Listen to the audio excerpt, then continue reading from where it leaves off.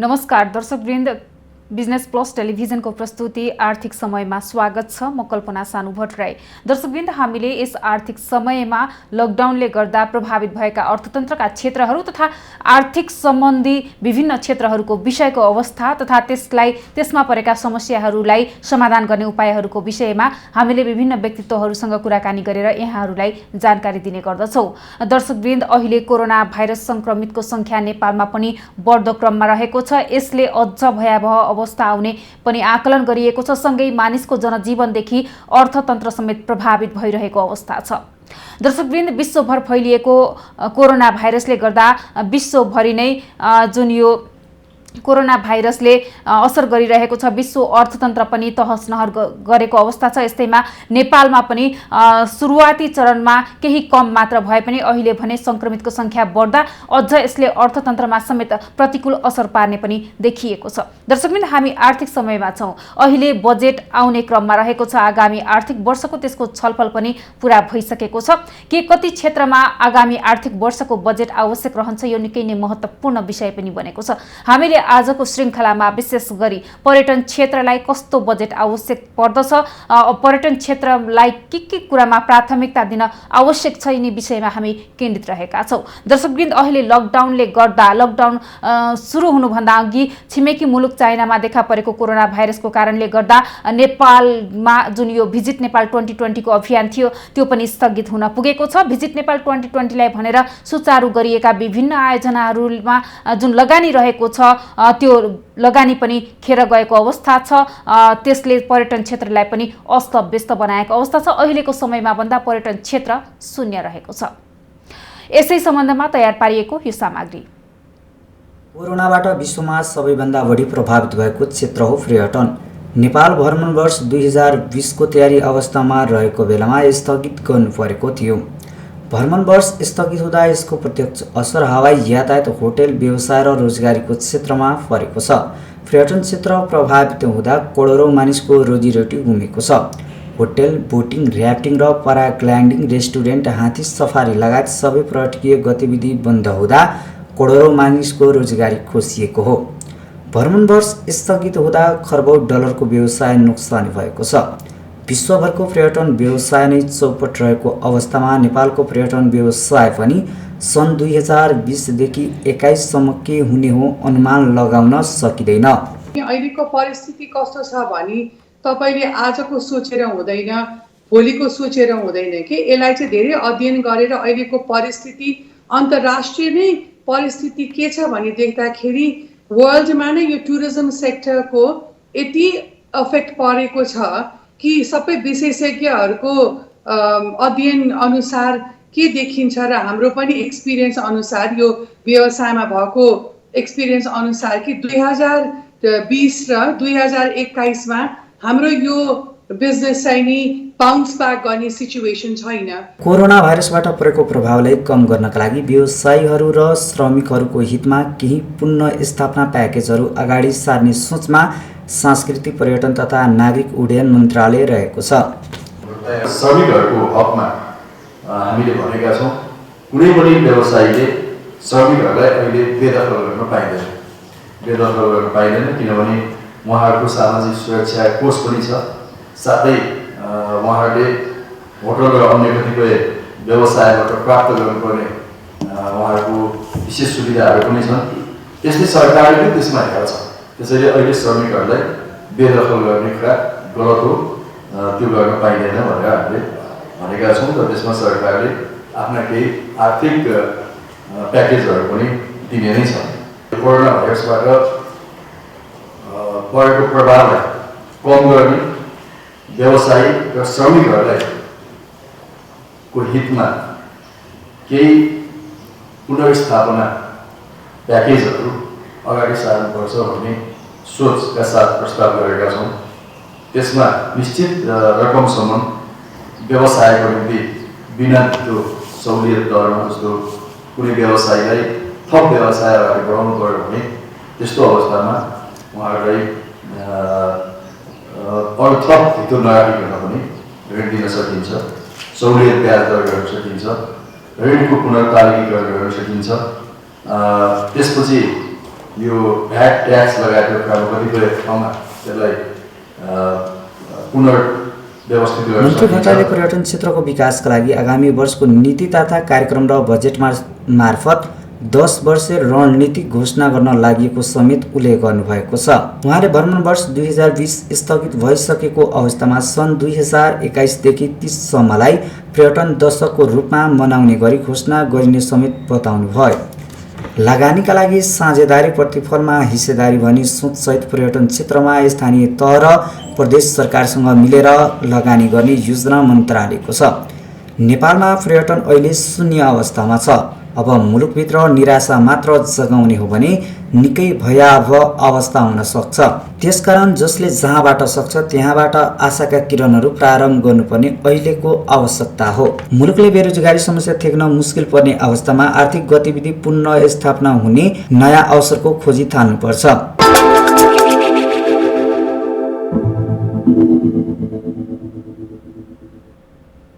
दर्शकवृन्द, हामी आर्थिक समयमा छौँ। दर्शकवृन्द, अहिले जुन यो भिजिट नेपाल 2020 स्थगित भएसँगै पर्यटन क्षेत्र प्रभावित बनेको छ।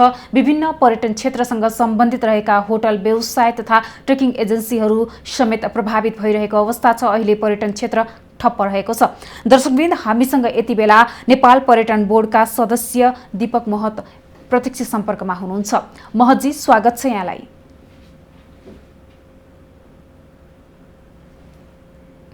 महतजी, अहिले यो लकडाउन सुरु भएसँगै त्योभन्दा अघि कोरोना भाइरस संक्रमण चाइनामा देखा परेसँगै नेपालको भिजिट नेपाल 2020 स्थगित पनि भएको छ। अहिले यहाँले कस्तो अवस्था देख्नु भएको छ? यो भिजिट नेपाल 2020 स्थगित भएसँगै पर्यटन क्षेत्र पनि ठप्प रहेको छ। आगामी दिनमा कस्तो रहला पर्यटन क्षेत्र, के भन्नुहुन्छ यहाँले?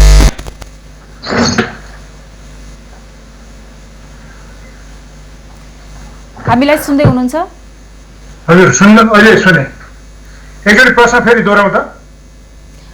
केही समय अगाडि यो छिमेकी मुलुक चाइनामा कोरोना भाइरस देखिएसँगै नेपालमा भ्रमण वर्ष पनि स्थगित भएको छ। निकै नै तामझामका साथ भ्रमण वर्षको सुरुवात पनि गरिएको थियो।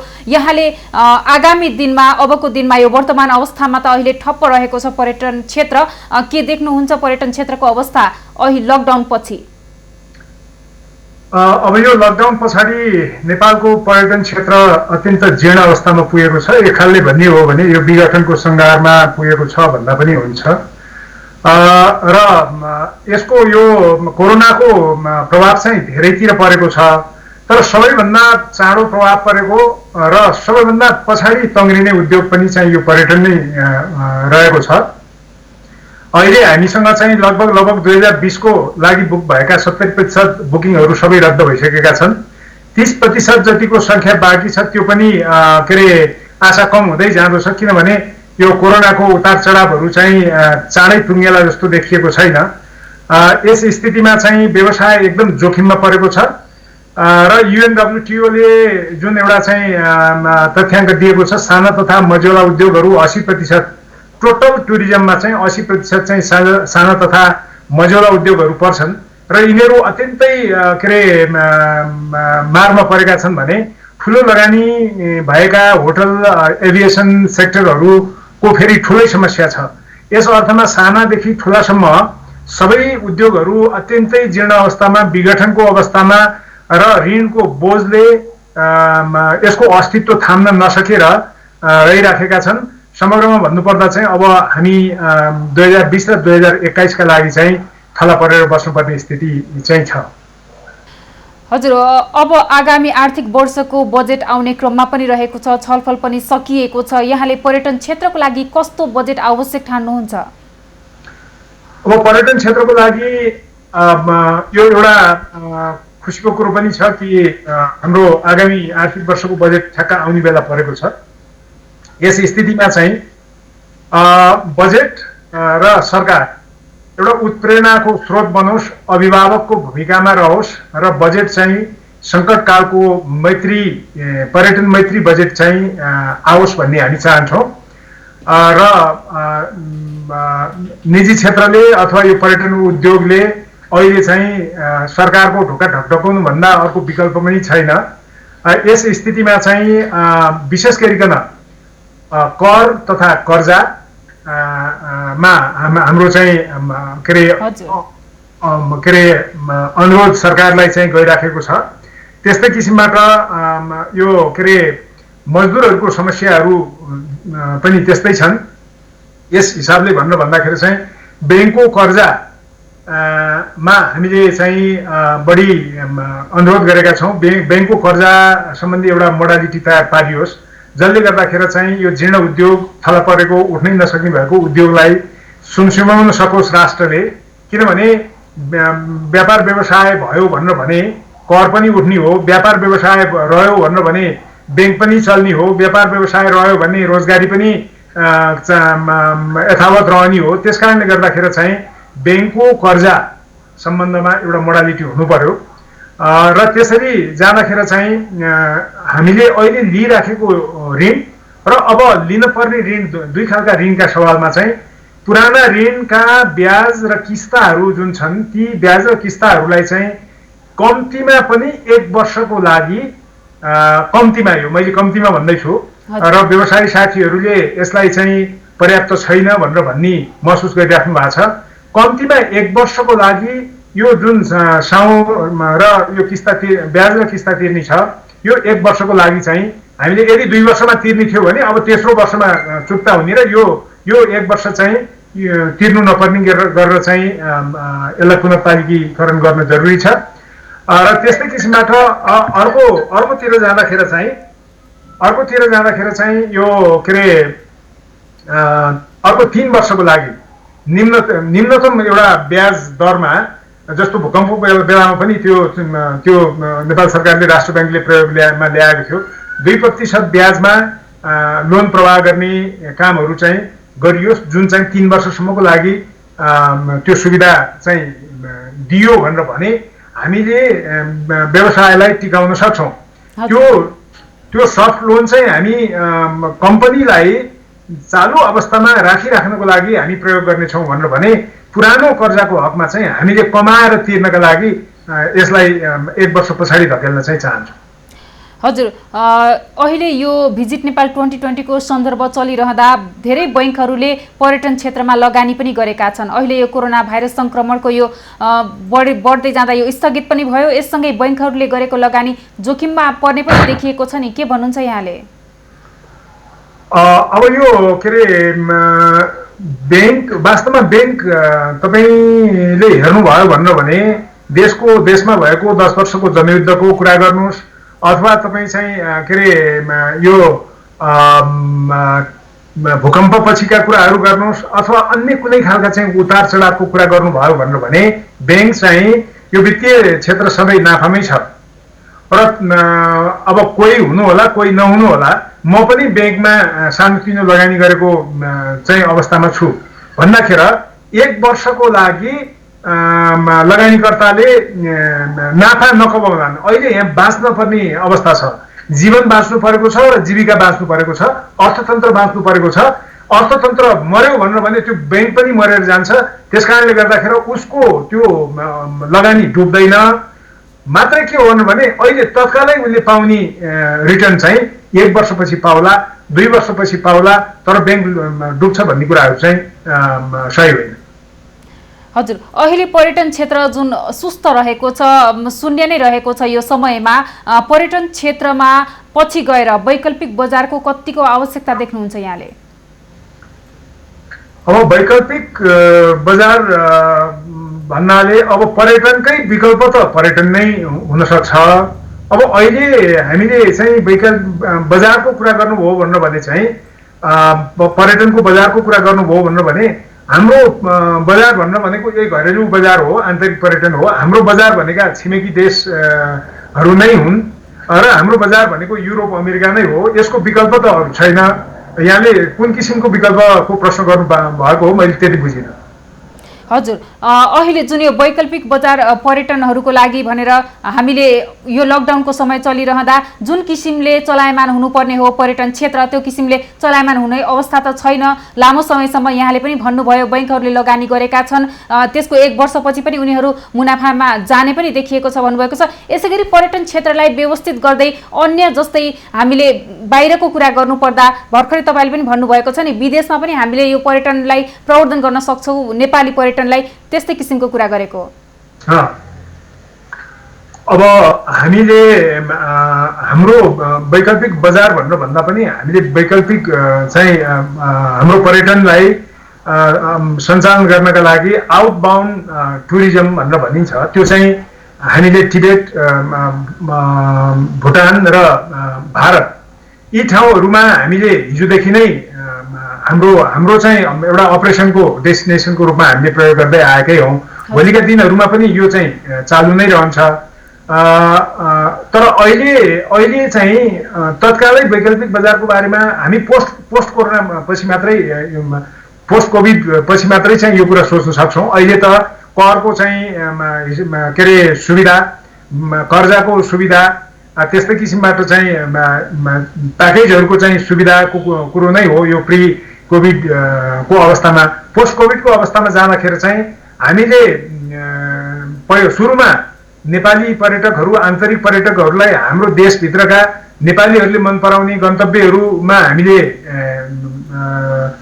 घुमाउनु पर्ने, प्याकेज बेच्नुपर्ने हुन्छ।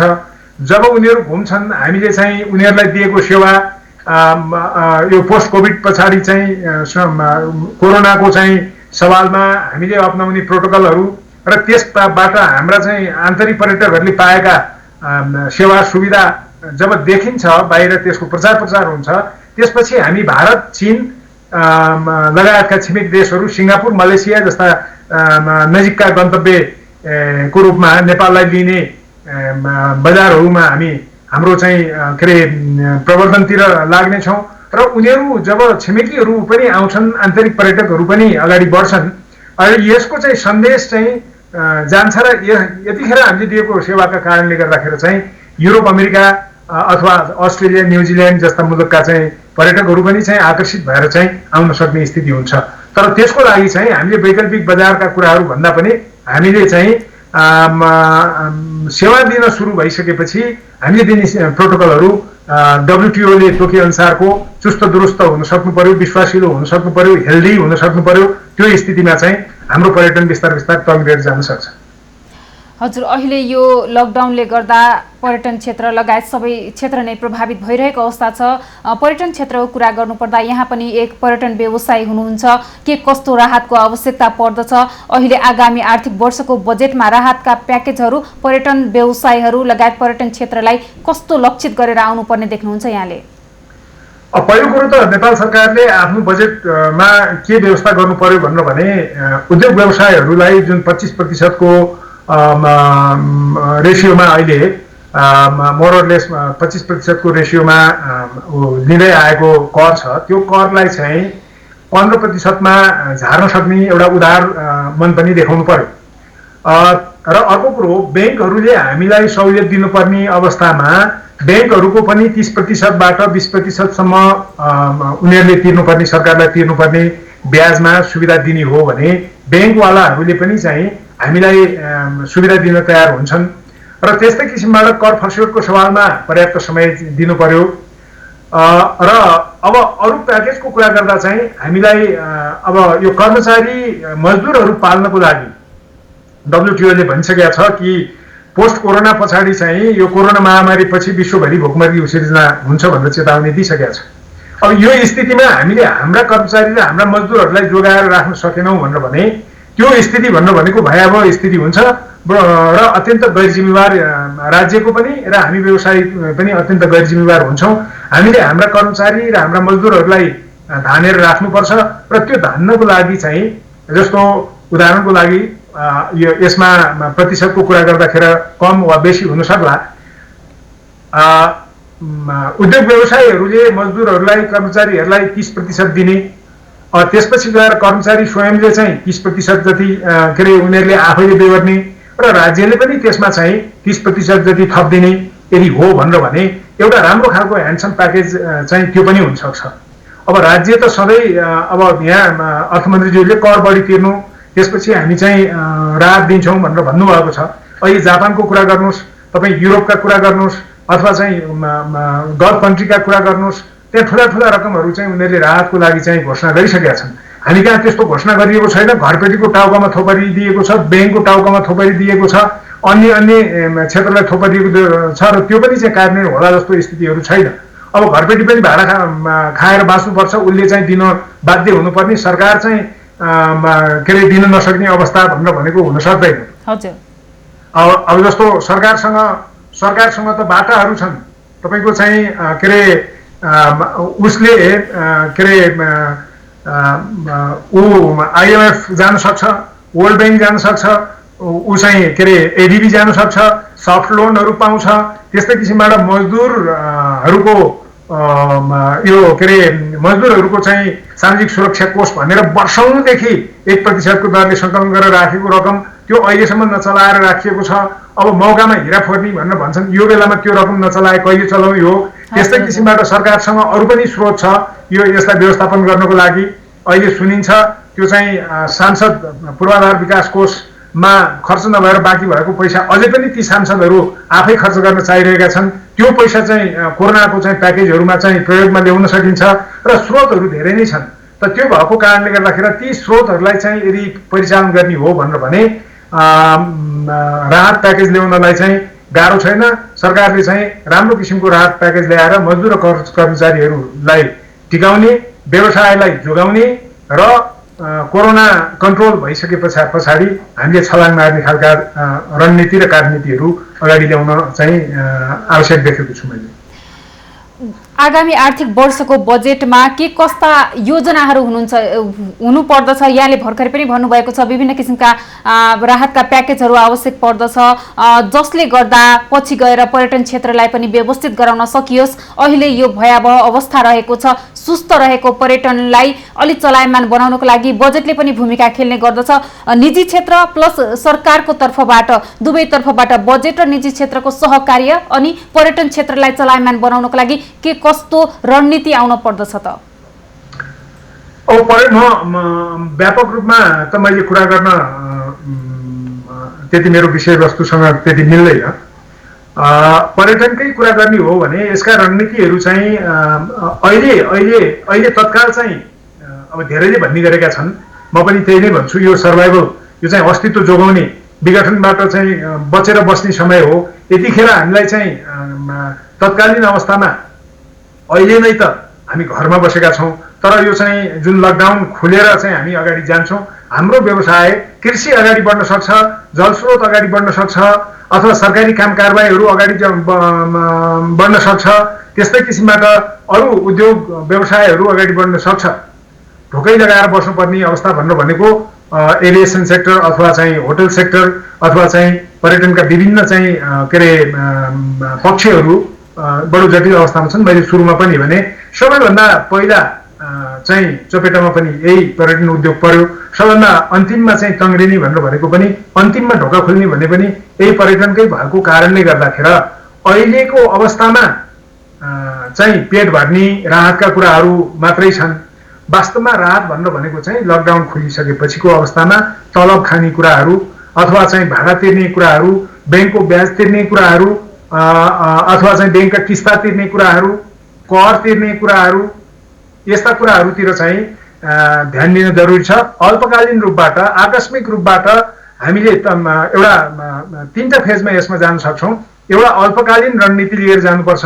अल्पकालीन रणनीति भनेर भनेपछि त्यो चाहिँ आन्तरिक पर्यटनलाई हामीले अब जबरजस्ती चाहिँ यसलाई यो उद्योगलाई अगाडि बढाउनु पर्ने हुन्छ।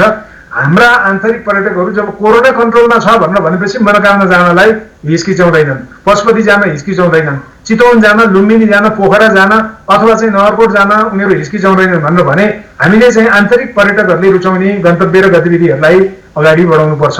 यो एउटा रणनीति रह्यो। अब अर्को रणनीति चाहिँ के भन्नु भने मैले अगाडि पनि केही छोएको थिएँ। जब हामी आन्तरिक पर्यटकहरूलाई विश्वास दिलाउन सक्छौँ, जब हामी आन्तरिक पर्यटकहरूलाई चाहिँ सेवा दिन सक्षम हुन्छौँ, र त्यो स्वस्थ हुन्छ। यो चाहिँ कोरोनाका प्रभावहरूबाट बचेर WTO-का चाहिँ प्रोटोकलहरू प्रयोगमा ल्याएर हामी होटल चलाउन सक्छौँ, रेस्टुरेन्ट चलाउन सक्छौँ, यातायात चलाउन सक्छौँ, अथवा सप्लाईमा रहेका चेनहरू सबै चाहिँ हामी त्यो चाहिँ प्रोटोकलमा चाहिँ खरोसँग उत्रिन पर्ने हुन्छ। त्यो चाहिँ हाम्रो कार्यनीतिमा जान्छ र यसरी गयौँ भन्नु भने अनि छिमेकी देशका चाहिँ पर्यटकहरू नजिकको गन्तव्यमा चाहिँ घुम्न आउन सक्छन्। केही पर्यो भने तत्काल हामी चाहिँ घर फर्किहाल्न भ्याउँछौँ भन्ने उनीहरूको चाहिँ योजना रहन सक्छ र यसरी हामी चाहिँ रणनीतिको चाहिँ दोस्रो चाहिँ पाटोमा हामी छिमेकी देशहरूमा जान्छौँ भनेर भने अनि त्यसपछि चाहिँ टाढाका चाहिँ एउटा बृहत कम्प्रिहेन्सिभ हिसाबले चाहिँ हामी अब हामीले दिएका सेवाहरू, हामीले प्रयोग गरेका प्रोटोकलका आधारमा विश्वास जगाएर एउटा हेल्दी चाहिँ स्वस्थ पर्यटन चलाउनको लागि चाहिँ हामी अगाडि जान सक्छौँ। हाम्रा चाहिँ त्यस स्थितिमा रणनीतिक कुराहरू चाहिँ यो 3 फेजमा जान्छन् भने राजनैतिक रूपबाट हामीले गन्तव्य परिवर्तन गर्नुपर्छ होला, हामीले चाहिँ के अरे गतिविधि परिवर्तन गर्नुपर्ने हुन्छ होला, हामीले प्याकेजका समयमा परिवर्तन गर्नुपर्ने हुनसक्छ होला, हामीले आइटनरीहरूमा परिवर्तन ल्याउनु पर्ने अवस्थाहरू हुनसक्छ होला, लामो आइटनरीको सट्टा छोटो आइटनरी प्रयोग गर्नुपर्ने अवस्थाहरू हुनसक्छ होला, अथवा चाहिँ हाम्रा चाहिँ हिमाली क्षेत्रहरू कोरोना अथवा कुनै पनि भाइरसको हिसाबले चाहिँ अब एउटा चाहिँ मिडियामा आएको छ 2500 मिटरभन्दा माथिको उचाइमा चाहिँ कोरोनाको असर कम हुन्छ भन्ने कुराहरू आएको छ। अब यो त चाहिँ अलि वैज्ञानिक रूपबाट पुष्टि हुनैपर्छ। यदि त्यस्तो हो भनेर भने अथवा हाम्रा चाहिँ यो हर्बलहरू इम्युन पावर बुस्ट गर्नको लागि चाहिँ उपयुक्त छन् भने उनीहरूको बसाइ छोटो नभएर लामो पो गर्ने हो कि 1 महिना चाहिँ हिमाली क्षेत्रमा राखेर फर्काउने खालका प्याकेज लिएर आउने हो कि, यी कुराहरू चाहिँ हामीले छलफल गर्नै बाँकी छ। यी कुराहरूको बारेमा हामी यकिन हुन बाँकी नै छ। अहिले यसका रणनीति र कार्यनीतिका बारेमा हामी सामान्य खालका छलफलमा मात्रै छौँ। यकिन गरेर हामीले चाहिँ हाम्रो रणनीति र कार्यनीति चाहिँ तयार गर्न पर्ने हुन्छ। भ्रमण वर्ष लक्षित गरेर सरकारी तवरबाट तथा निजी क्षेत्र लगायत होटल व्यवसायीहरूले पनि विभिन्न ठाउँमा लगानी गरेका थिए, जस्तो विभिन्न तयारी पनि भएको छ। एयरपोर्टदेखि लिएर बाटोहरूमा विदेशमा गएर प्रचार पनि गरियो, त्यसमा पनि लगानी रहेको छ। त्यो लगानीको प्रतिफल कस्तो रहला के भन्नुहुन्छ यहाँले? अब हिजोको समयमा भिजिट नेपाल 2020 को लागि गरिएका प्रयासहरू र लगानीहरू अब यो चाहिँ हामीसँग अनुभवको रूपमा यो सुरक्षित रहनेछ। यसका अनुभवका आधारहरूमा हामी भावी योजनाहरू, कार्यक्रमहरू र प्रवर्धन गर्ने कामहरू चाहिँ हामी गर्दै जान्छौँ। अब यो के अरे जहाँसम्म लगानीको कुराहरू छ त्यति धेरै नै लगानी चाहिँ गर्न भ्याइसकिएको थिएन, तर पनि चाहिँ त्यो एउटा चाहिँ ठुलै क्याम्पेन भएको, अभियान भएको कारणले गर्दाखेरि त्यसका सचिवालयका खर्चहरू र केही विदेश भ्रमणका कुराहरू, केही उद्घाटनका कार्यक्रमहरू लगायत चाहिँ मा जुन खर्चहरू भएको थियो, अब यो खर्च त अब डुबेकै हो। अब यो अहिले संसारै डुब्न लागेको बेलामा VNY 2020 को केही रकमहरू डुब्यो भनेर हामीले चाहिँ चिन्ता गर्ने कुराहरू आएन। अब यसलाई हामीले चाहिँ सामा र ब्याज समेत असुल गर्ने किसिमबाट चाहिँ भावी दिनहरूमा नयाँ प्रोग्राम सहित अगाडि जान चाहिँ जरुरी छ। हजुर, जुन अहिले भ्रमण वर्ष स्थगित भएको छ, यो भिजिट 2020 सुरु हुनुभन्दा अगाडि पूर्व सन्ध्यामा नै जस्तो यहाँले भन्नुभयो पूर्ण रूपमा तयारी पनि भएको थिएन भन्नुभएको छ, लगानी धेरै नै रहेको थियो, तर अब आउनको लागि जुन यो भ्रमण वर्ष फेरि पनि रक्षित गरिएको छ त्यसको लागि पनि तयारी गर्नुपर्ने हुन्छ। यो सङ्कटलाई पार गर्दै अर्थतन्त्रलाई बलियो बनाउँदै पर्यटन क्षेत्रको योगदान कस्तो रहला के भन्नुहुन्छ यहाँले? अब अहिले नै हामी भ्रमण वर्षको कुराहरू गरिहाल्नु भन्दा अथवा हामीले 10 वर्षे पर्यटनका कुराहरू गरिहाल्नु भन्दा पनि हामीलाई अहिले चाहिँ यो चपेटाबाट मुक्ति पाउनु छ, तङ्ग्रिनु छ। यो अहिले 10 वर्षको पर्यटनको चाहिँ हामी कुरा गर्न थाल्नुपर्ने, यो चाहिँ अगाएकोले खोलाबारी खाउँ भन्छ भन्ने कुराहरू, के अरे भोकोले खोलाबारी खाउँ भन्छ, अगाएकोले पारी खाउँ भन्छ भनेको जस्तो अहिले यो भोकको बेलामा वारीपट्टि नै बसेर खाइहाल्नुपर्ने अवस्थामा हामी 10 वर्ष पछाडिका कुराहरूतिर बढी समय व्यतीत गर्नुभन्दा पनि योजनाहरू, कार्यक्रमहरूको बारेमा सोच विचार गर्दै गर्नु त्यो एउटा कुरो ठिकै हो। तर अब त्यतातिर बढी हामीले चाहिँ हाम्रो के अरे रिसोर्सहरू अथवा चाहिँ हाम्रा चाहिँ क्षमता, हाम्रा चाहिँ इनर्जीहरू त्यतापट्टि खर्च गर्नु भनेर भन्दा पनि भोको पेटलाई अहिले सान्त्वना दिन जरुरी छ। मर्न लागेको विघटनको सङ्घारमा पुगेको पर्यटनलाई चाहिँ अहिले हामीले जोगाउन जरुरी छ। त त्यसका लागि चाहिँ भ्रमण वर्ष कार्यक्रमहरूको बारेमा अहिले सोचिहाल्ने बेला छैन र अब हामीले प्रवर्धनका कुरा गर्दाखेरि सधैँ भ्रमण वर्ष जस्ता चाहिँ पुराना मोडेलमा जाने कि अथवा नयाँ मोडेलमा जाने भनेर पनि सोच्न जरुरी हुन सक्छ। हजुर। अब अहिलेको स्थितिमा चाहिँ अब तपाईँको चाहिँ यो जुन कोरोनाको चाहिँ असर छ, अब हाम्रो एरामा हामीले सुनेका कुराहरूको कुरा गर्ने हो भने 100 वर्षभन्दा अगाडि जुन स्पेनिस फ्लू आएको थियो त्यसले 2 वर्षसम्म त त्यसले पुरै असर गरेको थियो भनेर भन्ने इतिहासहरू अहिले हामीले चाहिँ बल्ल बल्ल थाहा पाउन थालेका छौँ। र अहिले जानीकारहरू अहिले पनि भनिराखेका छन् 2 वर्षदेखि 3 वर्षसम्म यो चाहिँ कोरोनाबाट मुक्त हुनको लागि चाहिँ समय लाग्छ भनेर भनिराखेका अवस्थामा हामीले कोरोनासँग सम्बन्धित भएर कोरोनाका उतार चढावसँग जोडिएर हामीले योजना गऱ्यौँ, हामीले कार्यक्रमहरू तयार पार्यौँ, हामीले बजेटहरू चाहिँ विनियोजन गऱ्यौँ र त्यही अनुसारको हामीले प्रवर्धन गऱ्यौँ, त्यही अनुसारको चाहिँ गन्तव्य र गतिविधिहरूलाई सञ्चालन गऱ्यौँ भन्नु भने त्यो वास्तवमा उपयुक्त हुन सक्छ। अब होइन, अब यी कुराहरूलाई चाहिँ बिर्सिएर कोरोनाको चाहिँ प्रभाव कति समयसम्म जान्छ, अहिले गरिएका भविष्यवाणीहरूमा अझै चाहिँ के अरे अझै अर्को नयाँ भविष्यवाणी हुन सक्छ जुन खाले चाहिँ अहिले प्रेडिक्ट गरिएको छ। त्योभन्दा चाहिँ 3 वर्ष भनेको ठाउँमा 4 वर्ष लाग्न सक्छ, 2 वर्षमै हुनसक्छ। हुनसक्ला 1 वर्ष हामी थलिएर चाहिँ तङ्गिन सक्ने अवस्था, कोरोना बिदा हुने अवस्था होला। त यो कुरो चाहिँ अहिले तपाईँ हामी जो कसैले पनि सामान्य रूपबाट अन्दाज गरेर भन्ने बाहेक यकिन गरेर भन्न सक्ने अवस्थाहरू छैन। त्यस कारणले गर्दाखेरि अहिलेको चाहिँ कार्यक्रमहरू पर्ख र हेर भनेर भन्ने वेट एन्ड सी भन्ने किसिमबाट अगाडि बढ्दै जानुपर्ने अवस्था छ। अहिले घोषणा गरिएका चाहिँ कार्यक्रमहरू चाहिँ त्यो प्रभावकारी होला जस्तो मलाई लाग्दैन। हजुर महतजी, जस्तो पर्यटन क्षेत्रको प्रारम्भिक लगानी र जोखिमलाई लिएर बोर्डले कस्तो योजना बनाएको छ त? अब पर्यटन बोर्डले बनाएकै योजनाकै हिसाबमा नै हो। पर्यटन बोर्ड पहिलो कुरो त यो सर्भाइभल फेजमा जान खोजिराखेको छ र पर्यटन बोर्डले एउटा सर्वे पनि गरेको छ। हामीसँग यो पर्यटनमा चाहिँ कुल लगानीको कुरा गर्दाखेरि 1 खर्ब 64 अर्ब रुपियाँको कुल लगानी भएको चाहिँ यो चाहिँ यकिन होइन, किनभने हामीले गरेको सर्वेक्षणमा चाहिँ 700 वटा एजेन्सीहरूले मात्रै के अरे सहभागिता देखाएका छन् र यहाँ तपाईँको ट्राभल, ट्रेकिङ, होटल, रेस्टुराँ लगायत थुप्रै चाहिँ एडभेन्चर सेक्टरका अरू चाहिँ कम्पनीहरू, व्यवसायहरूलाई हेर्ने हो भनेर भने यहाँ 5000 6000को सङ्ख्यामा व्यवसायहरू चाहिँ छन्। त्यसमध्येमा 700 जतिले मात्रै चाहिँ तथ्याङ्क दिइराखेर र त्यसमा अलिकति चाहिँ हामीले बढाएर प्रेडिक्ट गर्दाखेरि चाहिँ 1 खर्ब 64 अर्ब रुपियाँको कुराहरू चाहिँ देखिएको छ। यो मलाई लाग्छ घटी हुँदैन, यो बढेर जान सक्छ। त्यसमध्येमा चाहिँ हामी ब्याङ्कको लोनको कुरा गर्दाखेरि हामी 54 अर्ब रुपियाँ यो पनि चाहिँ यो जुन हामीले रिसर्च गऱ्यौँ त्यसका आधारमा भन्दाखेरि 54 अरब अब यो बढी हुनसक्छ। नेपाल सरकारले अब यो तथ्याङ्कको कुरा गर्दा नेपाल सरकारले राष्ट्र ब्याङ्कलाई अराउने हो भने राष्ट्र ब्याङ्कले ब्याङ्कहरूलाई भन्दाखेरि पर्यटन क्षेत्रमा कति लोन प्रवाह भएको रहेछ भनेर तुरुन्तै पत्ता लाग्न सक्ने कुरो पनि सरकारले यति पनि गरिराखेका छैन। अब हामीले व्यवसायीहरूसँग भन्दाखेरि कतिको चाहिँ व्यवसाय अहिले चाहिँ लकडाउनमा चाहिँ तालचा बन्द भएर बसेका छ, दिन सक्दैनन्, कति सम्पर्कमा छैनन्। त्यस कारणले गर्दाखेरि गभर्मेन्टले नै त्यो ल्याइदिए हुन्थ्यो। तर अहिले देखिएको चाहिँ कुल ब्याङ्कको ऋण चाहिँ 54 अरब देखिन्छ भनेर भने हरेक महिनामा चाहिँ 82 करोडको ब्याज चाहिँ ब्याङ्कलाई भुक्तानी गरिराख्नु परेको र मासिक घर भाडा चाहिँ 13 करोड रुपियाँ तिर्नु परिराखेको र यसमा चाहिँ प्रत्यक्ष रोजगारहरूको सङ्ख्या चाहिँ 5 लाख भनेर भनिएको छ। यो चाहिँ 5 लाखभन्दा धेरै माथि जान्छ। यो पनि तथ्याङ्क त्यति मिल्दैन।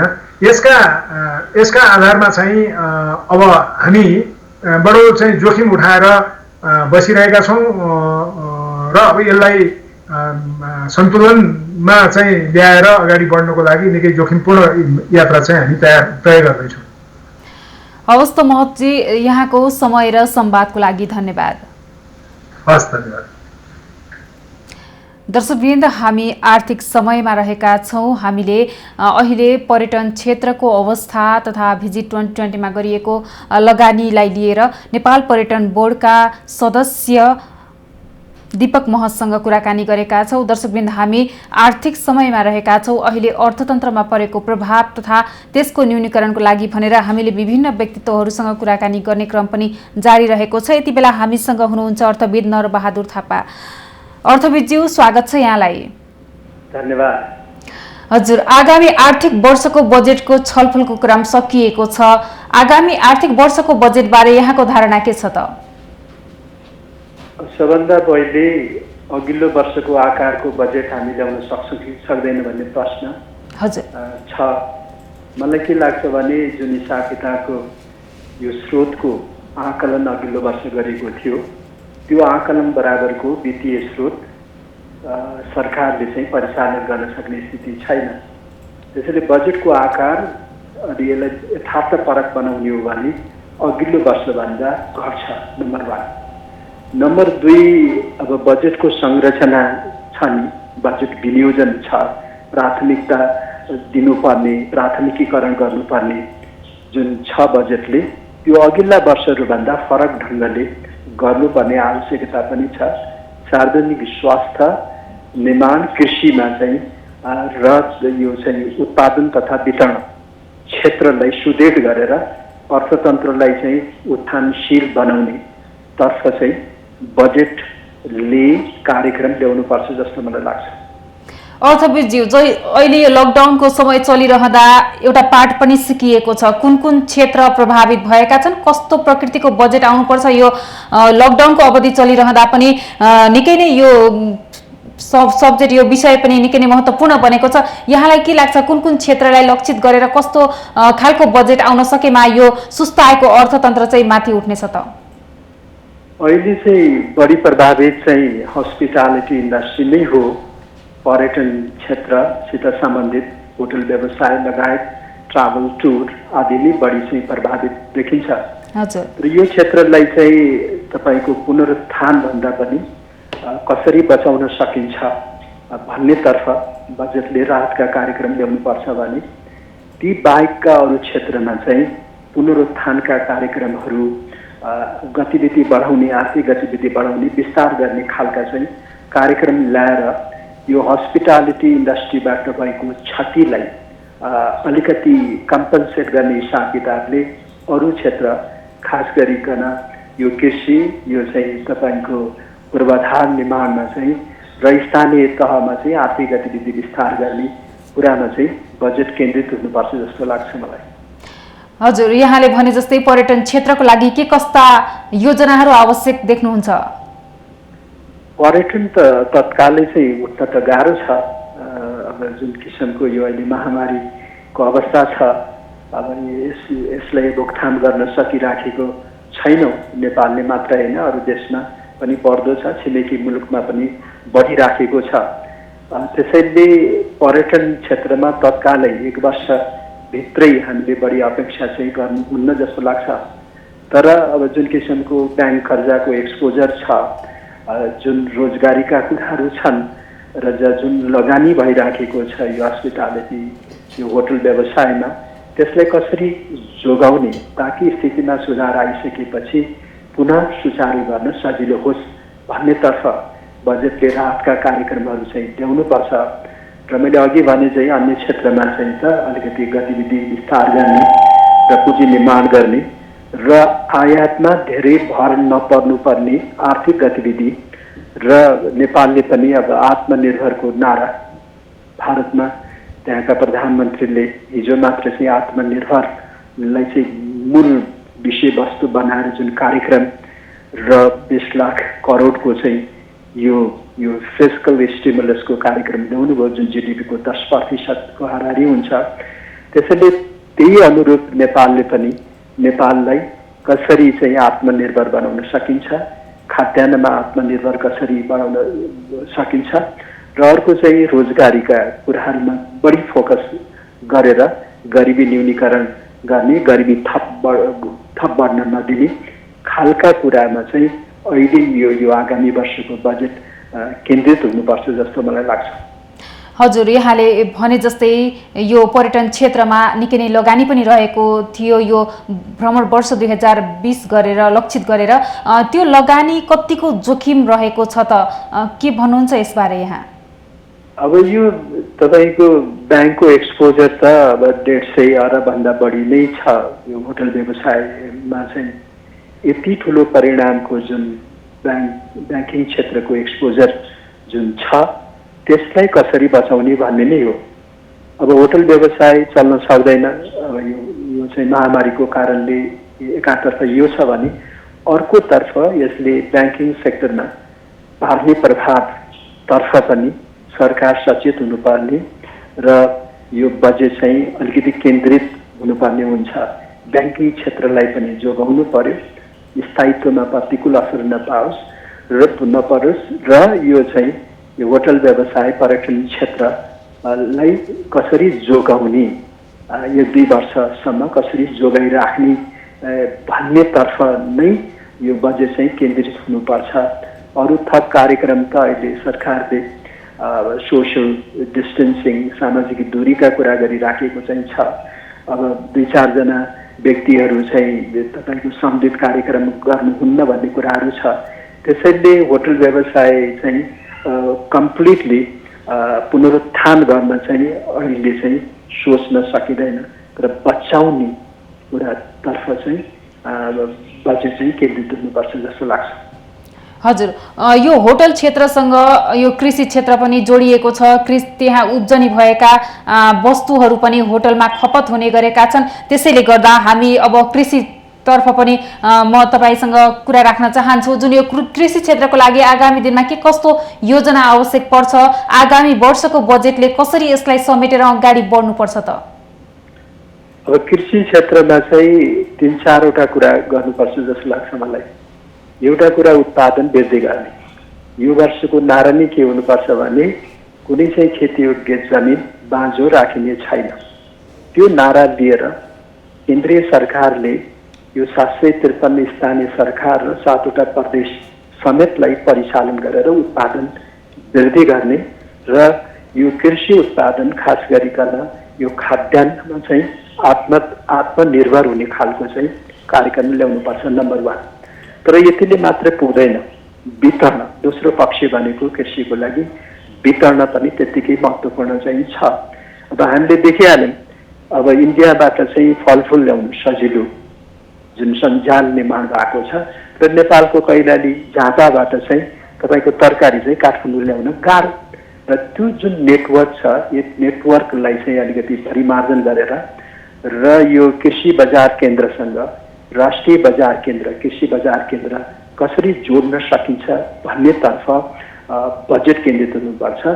यसको लागि चाहिँ कृषि बजार केन्द्रहरू 753 स्थानीय तहमा सरकारले निर्माण गर्नुपर्ने हुन्छ। त्यसपछि क्षेत्रीय र त्यसपछि राष्ट्रिय ठुला केही बजार केन्द्रहरूको चाहिँ रिस्ट्रक्चरिङ गरेर एउटा जालो क्रिएट गर्नुपर्ने हुन्छ। अर्को कृषिसित सम्बन्धित भनेको तेस्रो पक्ष भनेको भण्डारणको पनि हो। अब नेपाल खाद्य संस्थान छ, अब त्यो तपाईँको त्यो उसमा ट्रेडिङ कम्पनीसित त्यसलाई गाभेर अर्कै एउटा इन्टिग्रेटेड कम्पनी त छ र त्यसले मात्र चाहिँ यो भण्डारणको काम गर्न सक्दैन।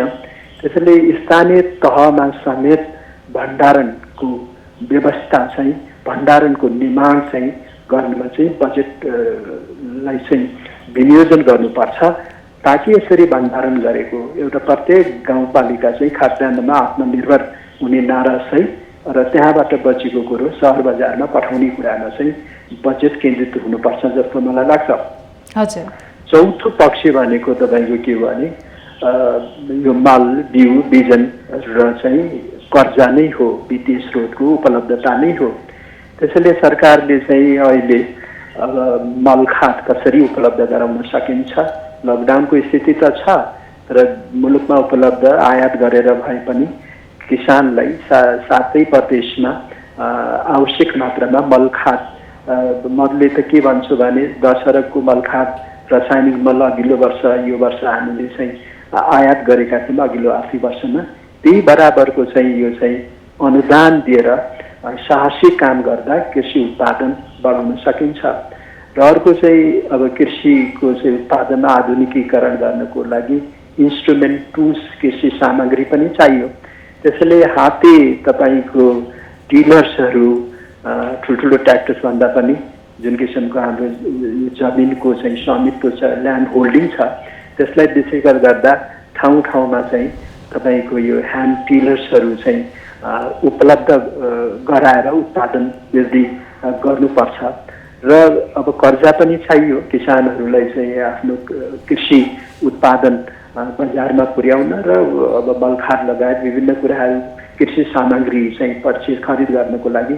त्यसैले सरकारले यो चाहिँ स्थानीय तह मार्फत 753वटा स्थानीय तह मार्फत सहकारीलाई प्रयोग गरेर यो चाहिँ कृषि कर्जाको लागि बजेट विनियोजन गर्नुपर्ने हुन्छ। कृषिलाई यसरी प्राथमिकता दिएर बजेट विनियोजन गर्दा हामी कृषिमा चाहिँ आत्मनिर्भर हुन सक्छौँ र रोजगारीका अवसरहरू पनि सिर्जना गर्न सक्छौँ। त्यसैले एउटा प्याराडाइम सिफ्ट अघिल्ला वर्षहरूमा हामीले जे गर्थ्यौँ त्यसमा परिवर्तन ल्याएर प्राथमिकता परिवर्तन गरेर अगाडि बढ्दा कृषि क्षेत्र, ग्रामीण क्षेत्रको चाहिँ हामी विकास गर्न सक्छौँ। भारतको जस्तो नाबार्ड त नेपालमा छैन। त्यसैले एउटा विशेषाकृत वित्तीय संस्था नेपालमा नभएको सन्दर्भमा केन्द्रीय सरकारले, सङ्घीय सरकारले स्थानीय तहलाई चाहिँ प्रयोगमा ल्याउनुपर्छ र सहकारीको संयन्त्रलाई चाहिँ प्रयोगमा ल्याएर कृषि कर्जा, सहुलियतपूर्ण कृषि कर्जा 2% ब्याजमा स्थानीय सरकारहरूले सहकारीलाई चाहिँ वित्तीय स्रोत उपलब्ध गराउने र चाहिँ सहकारी मार्फत सहुलियतपूर्ण 3-4%मा चाहिँ किसानले चाहिँ कृषि कर्जा पाउने व्यवस्था गर्दा 1-2 वर्षमा हामी चाहिँ आत्मनिर्भर हुन सक्छौँ र यो चाहिँ श्रमलाई चाहिँ कृषिमा चाहिँ इङ्गेज गराउन सक्छौँ। त्यसैले कृषिका कुरा गर्दा उत्पादन मात्र होइन, गरिबी पनि जोडिएको छ, रोजगारीका अवसरहरू पनि जोडिएका छन्। त्यसैले यी आयामहरूलाई केन्द्रित गरेर अब नयाँ ढङ्गले केन्द्रीय सरकारले बजेट तर्जुमा र बजेट विनियोजन गर्नुपर्छ जस्तो मलाई लाग्छ। अर्थविदज्यू, आगामी आर्थिक वर्षको बजेट ल्याउँदा अहिले कोरोनाले पारेको क्षति, यो अर्थतन्त्र सुस्ताएको अर्थतन्त्रलाई कतिको ध्यान दिन आवश्यकता देख्नुहुन्छ यहाँले? अवश्य नै अब बजेटले अब यो अहिले स्वास्थ्य, सार्वजनिक स्वास्थ्यलाई चाहिँ केन्द्रबिन्दुमा राख्नुपर्ने देखिन्छ। अब हामीले यो चालु आर्थिक वर्षमा यो चाहिँ स्वास्थ्य क्षेत्रमा 78 अरब बजेट विनियोजन गरेका रहेछौँ। अब यो 78 अरब भनेको बजेटको 1532 अरबको 5%को वरिपरि हुँदो रहेछ र जिडिपीको 2.2%, 2.2% बराबरको हुँदो रहेछ।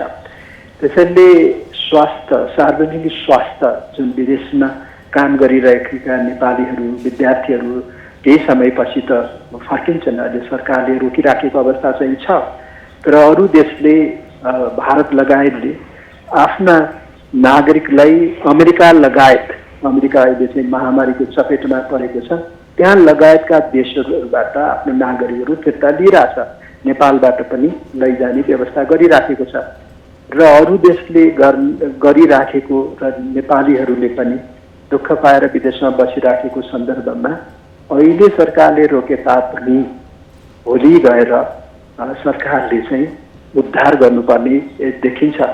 त्यसैले यो परिणाममा 5-6 लाख नेपालीलाई स्वदेश फर्काउनु पर्ने अवस्थामा क्वारेन्टाइनमा राख्नुपर्ने, आइसोलेसन वार्ड्समा राख्नुपर्ने र त्यो त्यसबाट उत्पन्न स्थितिलाई चाहिँ सम्बोधन गर्ने हिसाब किताबले सार्वजनिक स्वास्थ्यमा ठुलो लगानी गर्नुपर्ने देखिन्छ। त्यसैले सरकारले अहिलेको अवस्थालाई मात्र हेर्ने होइन, 5-6 महिनापछि 1 वर्षमा के हुँदैछ त्यसलाई चाहिँ एउटा भिजन राखेर, दूरदृष्टि राखेर सार्वजनिक स्वास्थ्यमा चाहिँ सरकारले कमसेकम जिडिपीको 5% र कुल बजेटको 10% हुने 150 अरब बराबरको सार्वजनिक स्वास्थ्यमा चाहिँ लगानी बढाउने र बजेट विनियोजन गर्दा र त्यो क्षेत्रलाई हामी माथि लैजान सक्छौँ, आधुनिकीकरण गर्न सक्छौँ। र अर्को चाहिँ रोजगारीका कुराहरू पनि गाँसिएका हुन्छन् र नेपाली जनतालाई चाहिँ यो स्वास्थ्य सेवा दिन सक्ने चाहिँ हाम्रो हैसियत हिजोको भन्दा बढ्ने हुन्छ। त्यसैले यो कृषि बाहेक सरकारले हेर्नुपर्ने भनेको यो हाम्रो अत्यन्त कमजोर, अहिले देखि नै हाल्यो नि, अत्यन्त कमजोर रहेको सार्वजनिक स्वास्थ्य जुन क्षेत्र छ त्यसलाई सुधार्ने अवसरको रूपमा, त्यसलाई आधुनिकीकरण गर्ने अवसरको रूपमा, त्यसको चाहिँ स्तरों उन्नति गर्ने अवसरको रूपमा सरकारले लिनुपर्ने हुन्छ। अब निजी क्षेत्रका हस्पिटल आदिका कुराहरू हेर्दा अहिलेदेखि नै हाल्यो। त्यसैले शिक्षा र स्वास्थ्यमा सरकारको चाहिँ भूमिका महत्त्वपूर्ण हुने कुराहरू अहिले झन्झै छर्लङ्ग भएको छ। त्यसैले अब चाहिँ यसमा चाहिँ हामीले अब ढिलासुस्ती गर्नुहुन्न र निजी क्षेत्रको मात्र भर पर्नुपर्ने अवस्था चाहिँ छैन र 4-5 वर्षको चाहिँ होराइजन राखेर यो महामारी त 4-5 वर्ष यता चाहिँ रहन्छ जस्तो देखिन्छ, किनभने खोपको आविष्कार भएको चाहिँ छैन। त्यसैले it's a part of life. अब यो कोरोना सँगसँगै जीवनयापन गर्नुपर्ने अनि जीविकोपार्जन गर्नुपर्ने तथ्यलाई चाहिँ हृदय गम गर्नुपर्ने हुन्छ। यसबाट भाग्ने होइन कि होइन। अब जीवन नै ठुलो कुरो हो। त्यसपछि हामी चाहिँ सुरक्षित भएपछि आर्थिक गतिविधि गरौँला भन्ने कुरो अब विवाह सपना जस्तै भइसक्यो। कोरोना पनि छ र आर्थिक गतिविधि लाइभलीहुडलाई पनि केन्द्रित गर्नुपर्ने, ताकि भोलि यो मुलुकमा अनिकाल नपरोस्, भोकमरी नपरोस्। भोकमरी पर्ने क्रममा यहाँ डकैती हुने, लुटपाट हुने स्थिति नआओस् भन्नेतर्फ एउटा दूरदृष्टि, एउटा भिजन राखेर नेपालले यी तिनै तहका सरकारहरूले बजेट निर्माण गर्नुपर्छ जस्तो मलाई लाग्छ। हवस् त अर्थविदज्यू, यहाँको समय र संवादका लागि धन्यवाद। धन्यवाद मौका दिनुभयो। दर्शकवृन्द, हामी आर्थिक समयमा रहेका छौँ। हामीले आगामी आर्थिक वर्षको बजेट कस्तो प्रकृतिको आउनुपर्छ, जसले गर्दा अहिले यो कोरोनाले पारेको प्रभावलाई, यो अर्थतन्त्रलाई पनि पछि चलायमान बनाउन, सहज बनाउन सकिन्छ भन्ने किसिमको कुराकानी आज हामीले गरेका थियौँ। हामीसँग हुनुहुन्थ्यो अर्थविद नरबहादुर थापा। दर्शकवृन्द, हामी आर्थिक समयमा रहेका छौँ। कार्यक्रममा भने पालो भएको छ अहिले विश्रामको।